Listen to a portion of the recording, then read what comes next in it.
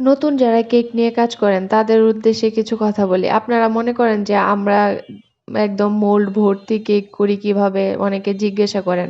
আসলে যখন আমি নতুন কাজ করি তখন দেখলাম যে অনেক আপুরা এমনি নরমালি আমরা ১ পাউন্ড কেক ৬ ইঞ্চি মোল্ডে বেক করি। কিন্তু অন্যান্য আপুরা কি করতো দেখতাম ৫ ইঞ্চি ৪ ইঞ্চি মোল্ডেও কেক বেক করে পারফেক্ট ভাবে একদম ফুলে একদম মোল্ড উপরে উইঠে গেছে মোল্ডের উপরে।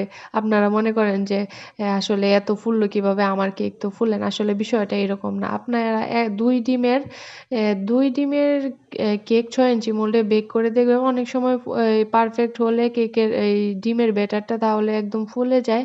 ৬ ইঞ্চি মোল্ডটা আবার অনেক সময় একটু খালি থেকে যায়। সেক্ষেত্রে ঘাবড়ানোর তো কিছু নাই। সবসময় পারফেক্ট হয় না। আর আস্তে, আস্তে কাজ করতে, করতে এরকম হয়ে যাবে যে অন্যরার তুলনায় আপনি অনেক ভালো কেক বানাইতে পারেন। আমি যখন কাজ করি তখন কত কেক নষ্ট করছি বাসায় বানায়া।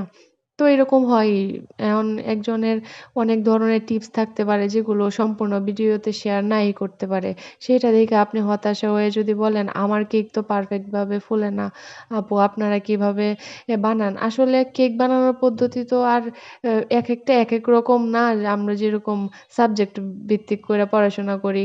আর্টস, কমার্স, সায়েন্স এইরকম তো বিষয়টা না। এই একই ঘুইরে ফিরে একই জিনিস আপনারা বাসায় ট্রাই করবেন বারবার দেখবেন আপনাদের কেকও পারফেক্ট হয়ে যাবে। আর অনেকে বলেন যে, "আপু আমি মোল্ডের হিসাবটা বুঝি না।"